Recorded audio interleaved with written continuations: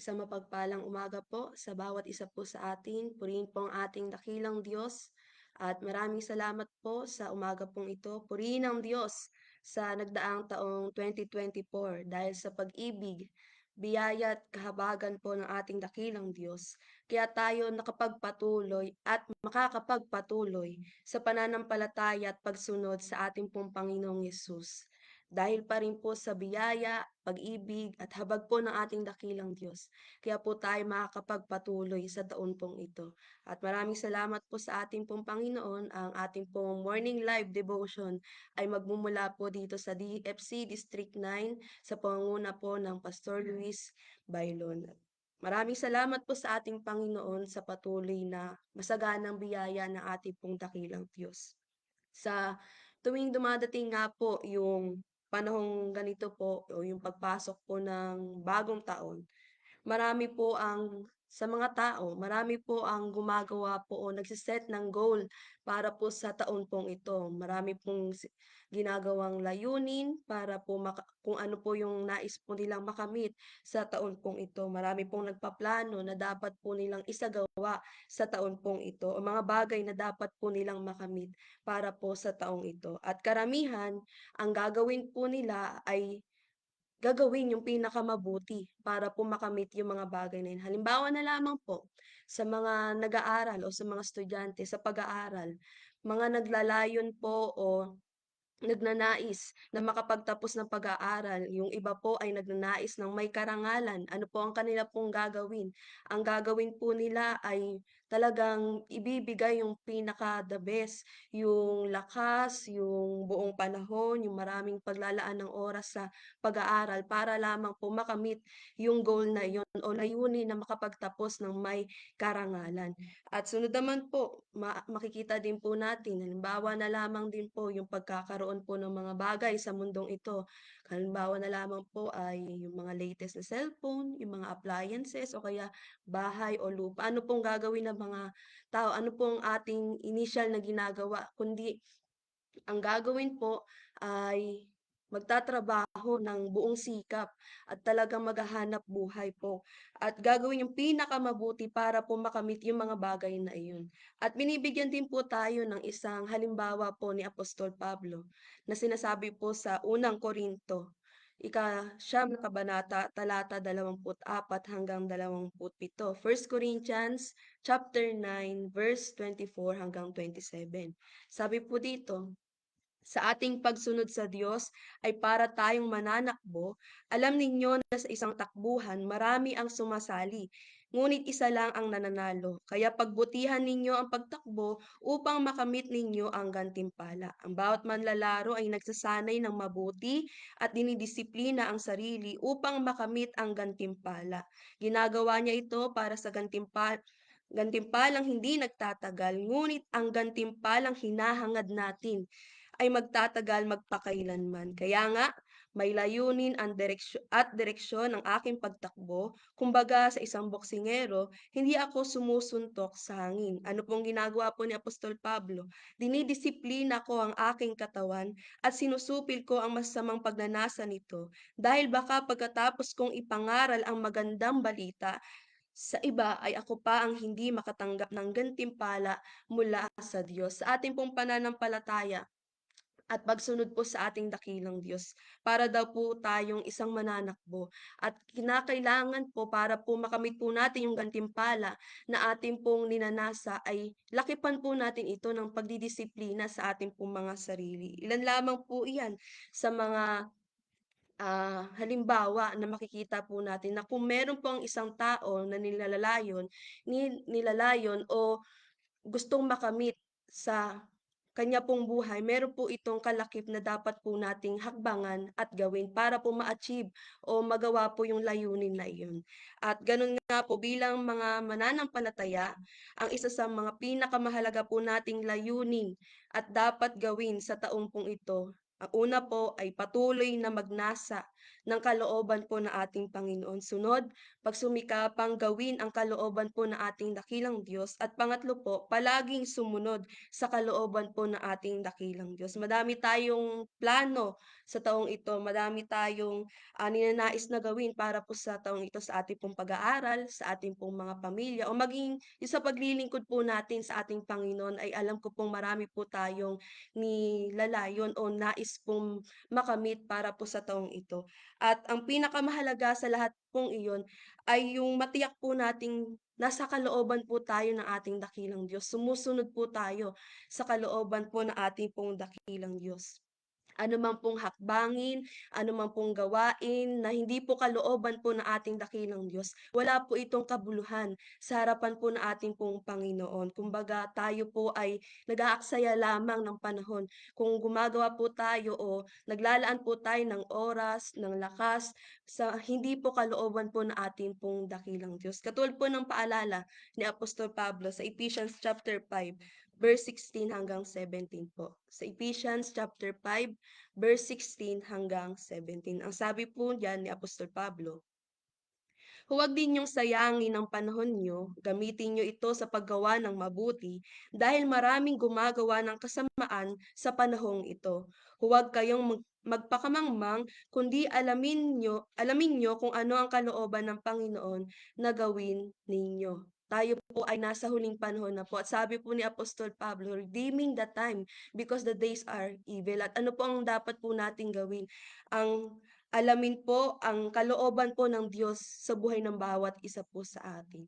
Kaya una nga po, ano po yung dapat po nating gawin o pinaka-priority po na magawa po sa taong pong ito. Una ay patuloy na magnasa po ng kalooban ng ating pong dakilang Diyos. Noong narinig po natin yung magandang balita, nagpasimula na pong maglagay ng mabuting pagnanasa ang ating pong Panginoon sa buhay ng bawat isa po sa atin. Katulad na lamang po ng nangyari sa aklat po ng Gawa, chapter 2, verse 37 hanggang 42. Sa Acts chapter 2, verse 37 hanggang sa 42 po. Ito po ay matapos pong mangaral po ni Apostol Pedro sa mga tao ng kanila pong matanggap ang banal na spirito ng mga panahon pong ito. Ang sabi po diyan sa verse 37, nang marinig iyon ng mga tao, tumagos ito sa kanilang puso, kaya nagtanong sila kay Pedro at sa kanyang kasamang mga apostol. Nung narinig po nila yung magandang balita sa pamamagitan po ng pagpapahayag ni Apostol Pedro, ito po yung mabuting pagnanasa na umusbong sa mga mananampalataya po ng panahong iyon. Sabi po nila, nagtanong po sila kay Apostol Pedro, sabi nila, mga kapatid, ano ang dapat naming gawin? O ano yung dapat po nilang hakbangan na kalooban po ng ating pong dakilang Diyos. Sumagot si Pedro sa kanila, magsisi ang bawat isa sa inyong mga kasalanan at magpabautismo sa pangalan ni Kristo at mapapatawad ang inyong mga kasalanan at matatanggap ninyo ang regalo ng Diyos na walang iba kundi ang banal na Espiritu. Sapagkat ang banal na Espiritong ito ay ipinangako para sa inyo at sa inyong mga anak at sa lahat ng taong nasa malayo, sa lahat ng tatawagin ng Panginoon nating Diyos na magsisilapit sa Kanya. Ano po ang naging response ng mga mananampalataya dun po sa sinabi pong kalooban po na ating pong dakilang Diyos. Sa verse 40 po, marami pang ipinahayag si Pedro para patunayan sa kanila ang kanyang sinabi at hiniling niya sa kanila, iligtas ninyo ang inyong sarili sa masamang henerasyong ito. Marami ang naniwala sa kanilang mensahe at nagpabautismo agad. Nang araw na iyon, mga 3,000 tao ang nadagdag sa mga mananampalataya, naging masigasig sila sa pag-aaral ng itinuturo ng mga apostol, sa pagtitipon bilang magkakapatid, sa paghahati-hati ng tinapay, at sa pananalangin. Inalam po ng mga mananampalataya o ng mga tao that time kung ano po yung dapat po nilang hakbangan at talaga pong isinagawa po nila ang lahat ng bagay na iyon. At sabi po doon, naging masikap sila sa pag-aaral ng mga itinuturo po ng mga apostol sa pananalangin, sa pagkakahati-hati ng tinapay at sa pagbabahagi o pagtitipon bilang magkakapatid po sa ating pong Panginoon. At gano'n din po sa buhay ng bawat isa po sa atin. Nang narinig po natin yung magandang balita, nagpasimula din pong maglagay ang Diyos ng mabuting pagnanasa na lagi po yung kalooban po ng ating pong Panginoon ang ating pong mahakbangan. Amen po.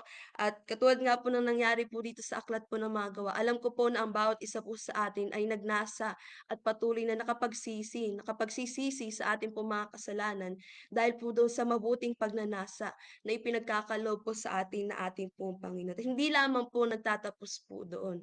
Patuloy po itong ipinagkakaloob po sa ating po na ating pong dakilang Diyos. Katulad po ng sinasabi po sa aklat po ng Pilipos, chapter 2 verse 13. Sa aklat po ng Pilipos, chapter 2 verse 13, sabi po diyan, sapagkat ang Diyos ang siyang nagbibigay sa inyo ng pagnanais at kakayahang masunod niyo ang kalooban niya. Ulitin ko po, sapagkat ang Diyos ang siyang nagbibigay sa inyo ng pagnanais at kakayahang masunod niyo ang kalooban niya. Ang Diyos ang patuloy pa rin pong nagbibigay at naglalagay sa buhay ng bawat isa po sa atin ng pagnanais at kalaki po nun yung kakayahang masunod po ang kalooban po na ating pong dakilang Diyos. Ang taong naghahangad na matupad po ang kalooban po na ating pong dakilang Diyos ay mapalad. Katulad po ng sinasabi po sa Mateo chapter 5 verse 6. Sa Mateo chapter 5 verse 6. Mapalad ang mga taong ang hangad ay matupad ang kalooban po ng ating dakilang Diyos dahil tutulungan sila ng Diyos na matupad iyon. Mapalad ang taong ang hangad ay matupad ang kalooban po ng ating dakilang Diyos dahil tutulungan sila ng Diyos na matupad iyon. Maraming salamat po sa ating pong Panginoon na yung mabuting pagnanasa na ipinagkakaloob po sa atin na ating dakilang Diyos ay tutulungan po tayo ng Diyos para po matupad po iyon. Kaya po sa taon pong ito, ano po yung una po nating magiging layunin na patuloy po tayong magnasa sa kalooban po na ating pong Panginoon. Patuloy natin nasain yung kalooban po na ating pong dakilang Diyos sa buhay ng bawat isa po sa atin. Pangalawa po ay pagsumikapan po nating matupad yung pagnanasa na iyon o magawa po yung mabuting pagnanasa na makasunod po sa kalooban po na ating pong dakilang Diyos. Katulad nga po ng sinabi po sa aklat po nung sa aklat ng Pilipos chapter 2 verse 13, yung ating pong binasa kanina. Sabi po dun sa dulo, 'di ba po? At binibigyan po tayo ng kakayahang masunod ang kalooban po na ating pong dakilang Diyos. Ang Diyos din po ang nagbibigay po ng kakayahan sa atin para po masunod po natin yung kalooban po na ating dakilang Diyos. Sa papaano pong pamamaraan ipinagkakaloob po sa atin po na ating pong Panginoon ang bagay na ito. Una po, dahil nga tayo po ay likas na makasalanang tao, tayo po ay nilinis ng ating Panginoon sa ating pong mga kasalanan, pinatawad sa ating pong mga kasalanan, pinagkalooban ng bagong buhay. At patuloy lamang ito sa bagong buhay na ito, doon nga po umusbong yung mabuting pagnanasa. Dahil yung dati po nating pagkatao, wala po yung pagnanasa na makasunod po sa kalooban po ng ating pong dakilang Diyos.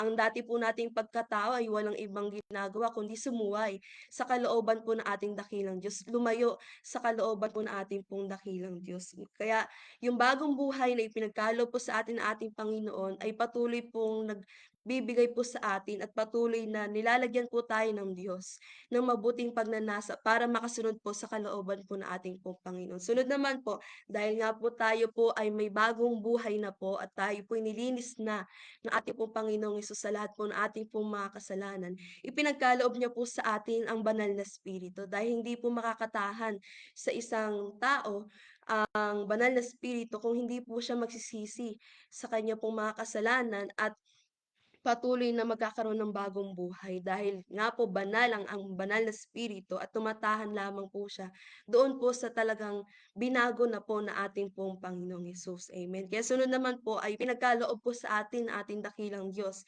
ang banal na espiritu na walang iba kundi ang ating tagatulong, tagapagturo, tagapagpaalala ng mga turo po ng ating pong Panginoong Hesus, ang ating pong kalakasan, ang kapangyarihan na tumutulong po sa atin para makasunod po sa kalooban po ng ating dakilang Diyos. Sunod naman po, ano pa po yung kakayahang ipinagkakalob sa atin ng ating Panginoong Yesus. Sunod po ay ipinagkalob sa atin ang lahat ng pagpapalang espiritual. Katulad po ng sinasabi sa Ephesians chapter 1 verse 3 ng tayo po ay pinagkalooban ng ating pong dakilang Diyos ng lahat ng pagpapalang espiritual. Katulad nga po ng lagi pong sinasabi po ng Pastor Paul, do'n po sa aspeto po ng lahat.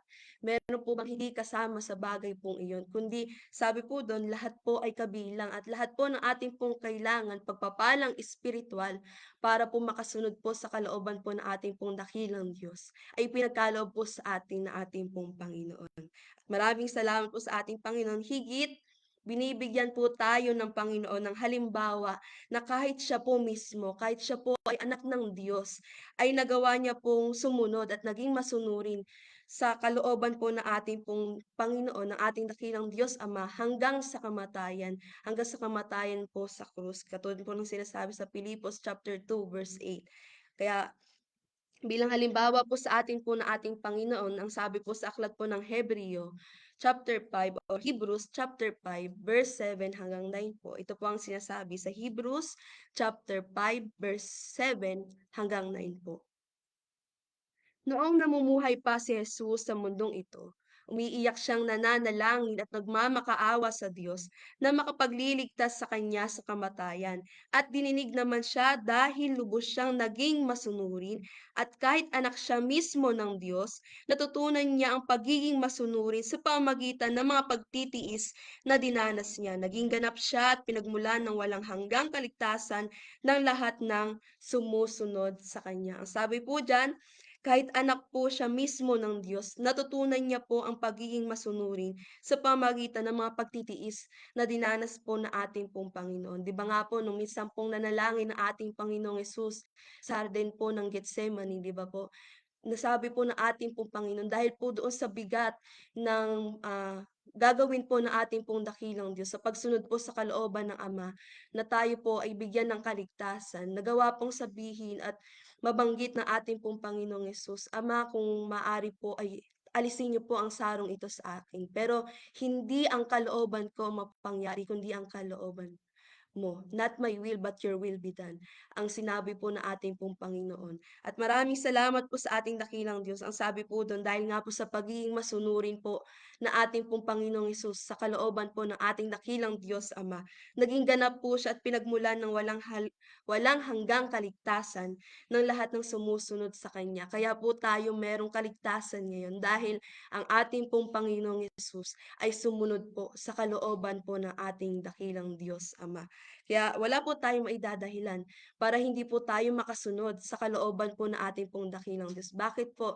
Binibigyan po tayo ng kakayahan ng ating pong Panginoon. Nasa atin pong banal na spirito, nasa atin po ang lahat ng pagpapalang espiritual para makasunod po sa kalooban po ng ating dakilang Diyos. Higit, binigyan po tayo ng napakadakilang halimbawa na ating pong Panginoong Yesus. Kaya salamat po sa ating pong Panginoon. Meron po tayong dahilan at kakayahan para po makasunod po sa kalooban po na ating pong Panginoon. Amen. At salamat po sa ating dakilang Diyos. Pangatlo po, ay palaging sumunod sa kalooban po ng ating dakilang Diyos o sa ating pong Panginoon. Marami pong mga mananampalataya ang nagfe-fail po sa bagay na ito, yung palagihang pagsunod sa kalooban po ng ating dakilang Diyos. Dahil meron po tayo nakikita, maraming mananampalataya ang nakikitaan po natin ng ganito pong pag-uugali, yung tinatawag po natin ningas hugon, na kung sabi, ang meaning po nun, someone who starts a task with a great enthusiasm o great passion but then leaves it unfinished. Nagpasimula po ng sa pagsunod sa kalooban po ng ating dakilang Diyos na merong buong pagsisikap, talagang nakikitaan po ng pagsusumikap, pero nung dumating po yung mga pagsubok, yung mga pagtitiis na kailangang pagdaanan, ay hindi na po nagawang sumunod sa kalooban po ng ating dakilang Diyos. Maraming mananampalataya po tayong makikita sa panahong ito na hindi po nagagawang magtiis sa kalooban po ng ating dakilang Diyos para makasunod sa kalooban po ng ating dakilang Diyos. At yun po ang nagiging dahilan para tumalikod po sa kalooban po ng ating pong dakilang Diyos. Marami pong mga mananampalataya o mga lingkod ng ating dakilang Diyos na hindi pulaan na magtiis at dumanas po ng hirap sa paglilingkod na ito. Kaya tayo po bilang mga mananampalataya at bilang totoong lingkod po ng ating pong dakilang Diyos. Ang isa sa layunin po natin sa taong ito ay yung palagihan po tayo at patuloy na sumusunod sa kalooban po ng ating pong dakilang Diyos. Yung aspeto po na palagi po tayong sumusunod sa kalooban po ng ating pong Panginoon. At salamat po sa ating pong Panginoon, yung pagdating po ng bagong taon ay senyales po na nalalapit na po ang muling pagbabalik po ng ating pong Panginoon. Palapit na po tayo sa panahong iyon. Yung panibagong taon na dumadagdag po sa atin ay meaning po ay nalalapit na po tayo doon sa panahon na itinakda po ng ating dakilang Diyos na kanya pong muling pagbabalik. Kaya masumpungan po tayo ng Diyos at madatnan po tayo na ating pong Panginoon na sumusunod po sa kalooban po ng ating dakilang Diyos. Katulad na lamang po ng halimbawang ipinagkakaloob po sa atin na ating Panginoon sa aklat po ng Lucas chapter 12 verse 43 hanggang 46. Yung tapat at hindi tapat na alipin. Ang sabi po dito sa Lucas chapter 12 verse 43 hanggang 46. Ang sabi po diyan, mapalad ang aliping iyon kapag nadatnan siya ng amo niya na ginagawa ang kanyang tungkulin. Sinasabi ko sa inyo ang totoo, pamamahalaan siya ng kanyang amo sa lahat ng mga ari-arian nito. Ngunit kawawa ang alipin kung inaakala niyang matatagalan pa bago bumalik ang amo niya. At habang wala ito, ay pagmamalupitan niya ang ibang mga alipin, lalaki man o babae, at magpapakabusog siya at maglalasing. Darating ang amo niya sa araw o oras na hindi niya inaasahan at parurusahan siya ng matindi at isasama sa mga hindi mapagkakatiwalaan. Masumpungan po tayo na ating pong Panginoon na sumusunod po sa kalooban po ng ating dakilang Diyos. Na katulad po ng tapat na alipin na gumagawa sa tungkulin po na iniatang po sa atin na ating pong dakilang Diyos. Ang sabi po diyan, dahil nga po sa inaakala nung hindi tapat na alipin na matatagalan pa ang pagbabalik ng kanyang amo ay gumawa po siya na hindi kalooban po ng kanya pong amo o ipinag-uutos na kanya pong amo at marami pong mananampalataya ang nagkakaroon din po ng ganoon pag-uugali dahil nagiging complacent o nagiging kampante na hindi pa babalik o hindi pa nalalapit yung muling pagbabalik po ng ating pong Panginoon. Wala sa kanilang kaisipan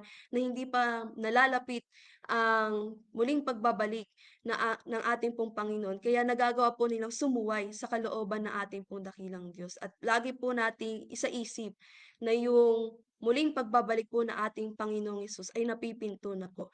At isa po yun sa magbibigay po sa atin ng motibasyon para patuloy na pagbutihin yung paglilingkod po at pagsunod sa kalooban po ng ating pong dakilang Diyos. At katulad po ng tapat na alipin, ay masumpungan po tayo na ating pong Panginoon na sumusunod at gumagawa po sa tungkulin, ipinagkatiwala po sa atin na ating pong Panginoon. At purihin po ang ating pong dakilang Diyos.